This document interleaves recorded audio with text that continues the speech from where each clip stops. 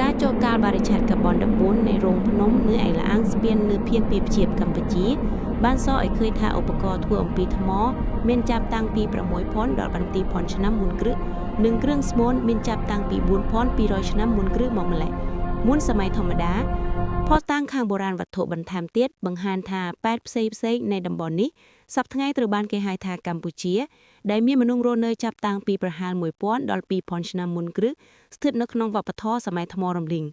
លឡាដេកបាលនិងឆ្អឹងមនុស្សដែលបានរកឃើញនៅសំរោងសែនក្នុងខេត្តកំពង់ឆ្នាំងបានចុះការបរិច្ឆេទចាប់ពីឆ្នាំ1,500ឆ្នាំមុនគ្រឹះលោកហេងសុផាឌី2007បានទាញនៅការប្រៀបធៀបរវាងស្ថានីយបន្ទាយគូសំរោងសែននិងស្ថានីយបន្ទាយគូនៅភាគខាងកើតកម្ពុជាមនុស្សទាំងនេះទំនងជាបានធ្វើទេសន្តរប្រវេទពីចិនភាគអាគ្នេយ៍មកកាន់ទីបក្អាឥណ្ឌូចិនពួកអ្នកប្រាជ្ញរកឃើញថាការធ្វើស្រូវនិងសម្រិតដំបូងគេដែលធ្វើនៅតំបន់អាស៊ីអាគ្នេយ៍ត្រូវធ្វើឡើងដោយពួកមនុស្សអស់ទាំងនេះនៅសតវត្សទី1នៃកសពួកអ្នកស្រុកបានរីកចម្រើនប្រកបដោយចីរភាពខាងទំនាក់ទំនងដែលបានរៀបចំសង្គមនិងនិយាយភាសាមួយចំនួនដែលមានទំនាក់ទំនងនឹងភាសាខ្មែរនៅសម័យបច្ចុប្បន្ននេះយ៉ាងស្អិតល្មួតវប្បធម៌និងជំនាញបច្ចេកទេសនៃមនុស្សទាំងនេះនៅសតវត្សទី1នៃកសបានចាកហួសឆ្ងាយពីដំណាក់កាលបុព្វកាលហើយពួកក្រុមដែលមានការវិវត្តរីកចម្រើនមួយភាគធំបានរស់នៅតាមបណ្ដោយឈ្នន់ដងទន្លេមេគង្គក្រោមហើយនឹងតំបន់ដីសណ្តែកដោយពួកគេបានរស់នៅក្នុងផ្ទះសង់លើសខ្ពស់ជាទីកន្លែងដែលពួកគេដាំស្រូវនេសាទត្រីនិងចិញ្ចឹមសត្វការស្រាវជ្រាវថ្មីនេះបានបង្ហាញឲ្យឃើញនូវរបបកំហើញនៃបន្ទាយគូរាងមូលដែលចុះកាលកំណត់ទៅដល់សម័យយុគធររំលីងរបស់កម្ពុជាជនជាតិខ្មែរគឺជាក្រុមមនុស្សមួយក្រុមក្នុងចំណោមពួកអ្នកស្រុកដំបងបង្អន់នៃតំបន់អាស៊ីអាគ្នេយ៍ពួកគេស្ថិតនៅក្នុងចំណោមមនុស្សដំបងនៃអាស៊ីអាគ្នេយ៍ដែលទទួលយកគំនិតសាសនានិងស្ថាប័ននយោបាយពីឥណ្ឌា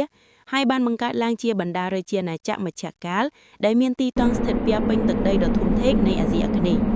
ការពិនិត្យនៃសំណាក់គ្រងឆ្អឹងឆ្នាំ2010យកចេញពីភ្នូរនៅភូមិស្នៃក្រុងប្រទេសកម្ពុជាភាគពីភ្ជាបបាននិយាយថាស្លាកស្នាមរបួសជាច្រើនខុសប្លែកធម្មតាពិសេសនៅត្រង់ក្បាលហាក់បីដូចជាត្រីបានបង្កឡើងដោយអំពើហិង្សាកើតឡើងរវាងមនុស្សនិងមនុស្ស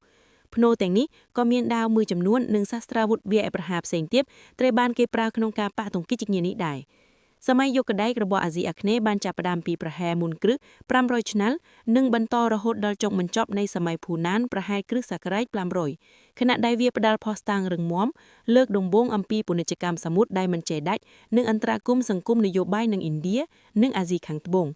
ជិតសតវត្សទី1ពួកអ្នកស្រុកបានវិវត្តទល់កាន់តែសាំញ៉ាំដោយរៀបចំជាសង្គមនិងលោកធាតុវិទ្យាបាទសាសនាផ្សេងដែលតម្រូវឲ្យមានភាសានិយាយរីកចម្រើនកាន់តែច្រើនឡើងផ្តាំងគ្នាពាក់ព័ន្ធនឹងភាសាដែលគេនិយាយនាពេលបច្ចុប្បន្ននេះយ៉ាងស្អិតល្មួត